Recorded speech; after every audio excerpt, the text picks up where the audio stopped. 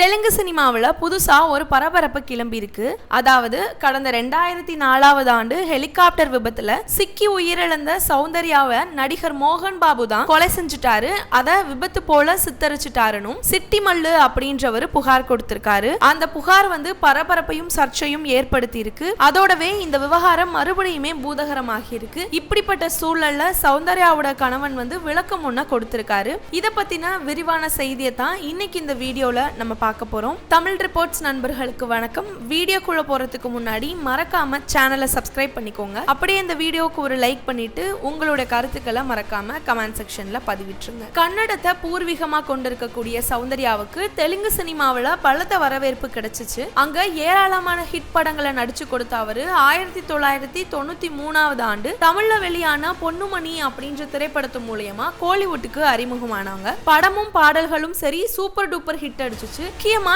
நெஞ்சுக்குள்ளே இன்னாருன்னு சொல்ல முடியுமான்ற பாடல்ல சௌந்தர்யாவோட அழக பார்த்த தமிழ் ரசிகர்கள் அவரை வெகுவா ரசிக்க ஆரம்பிச்சாங்கன்றது குறிப்பிடத்தக்கது. பொன்னுமணி படத்துக்கு அப்புறமா தமிழ்ல சௌந்தர்யாவுக்கு வரிசையா வாய்ப்பு குவிஞ்சிச்சு. அதுபடி ரஜினிகாந்தோட அருணாச்சலம், படையப்பா, கமலஹாசனோட காதலா காதலா, விஜயகாந்தோட தவசி சொக்கத்தங்கம்னு ஏராளமான படங்கள்ல நடிச்சிருந்தாங்க. கோலிவுட்ல அறிமுகமான சில வருடங்கள்லயே தமிழ்ல டாப் ஹீரோக்களோட ஜோடி போட்டதால கண்டிப்பா சௌந்தர்யாவோட அலை இன்னும் பல வருடங்களுக்கு இங்க வீசும் அப்படின்னு எதிர்பார்க்கப்பட்டுச்சு. ஆனா திடீர்னு அவரு திருமணம் செஞ்சுக்கிட்டு செட்டில் ஆகிட்டாரு. திருமணமான கையோடவே சௌந்தர்யா அரசியலையும் கவனம் செலுத்தினாங்க. அவருடைய கணவரான ரகுவுக்கு அரசியல் அதிக ஈடுபாடு இருக்கிறதாவும் சொல்லப்படுது.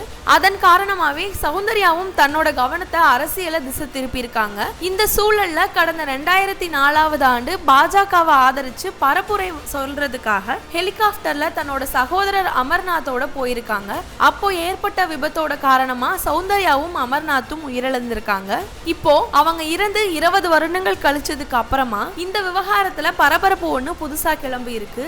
அதாவது சிட்டி மல்லு அப்படின்னு சொல்லக்கூடியவர் காவல்துறையில புகார் ஒண்ண கொடுத்திருக்காரு. அந்த புகார்ல சௌந்தர்யா மற்றும் அவரோட சகோதரர் அமர்நாத்தோட மரணத்துக்கு நடிகர் மோகன் பாபு தான் காரணம்னு, ஹைதராபாத்ல இருக்கக்கூடிய ஜல்பள்ளி அப்படின்ற இடத்துல சௌந்தர்யாவுக்கு மொத்தமா 6 ஏக்கர் நிலம் இருக்கிறதாகவும் அதை விலைக்கு வாங்குறதுக்காக மோகன் பாபு கேட்டதாகவும், ஆனா சௌந்தர்யாவுடைய சகோதரன் அமர்நாத் அதை கொடுக்கறதுக்கு மறுத்துட்டதாகவும், இதனால ஆத்திரமடைஞ்ச மோகன் பாபு சௌந்தர்யாவையும் அமர்நாத்தையும் கொலை செஞ்சு விமானம் விபத்து போல சித்தரிச்சுட்டாரு அப்படின்னு அவங்க 2 பேரும் இறந்ததுக்கு அப்புறமா அந்த இடத்தை மோகன் பாபு அபகரிச்சு விருந்தினர் மாளிகையா கட்டிட்டாரு அப்படின்னும் அந்த நிலத்தை அரசாங்கம் உடனடியா கைப்பற்றணும் அப்படின்னு குற்றம் சாட்டியிருக்காரு. இந்த விவகாரத்துல இதுவரைக்குமே மோகன் பாபு எதை பத்தியுமே எந்த ஒரு கருத்தையும் சொல்லல. இந்த நிலையில சௌந்தர்யாவுடைய கணவர் இது குறிச்சு ஒரு விளக்கம் அளிச்சிருக்காரு. அந்த விளக்கத்துல ஹைதராபாத் நிலம் ஒன்ன தொடர்பு படுத்தி கடந்த சில நாட்களா மோகன் பாபு மற்றும் சௌந்தர்யா பற்றிய சில போலியான தகவல்கள்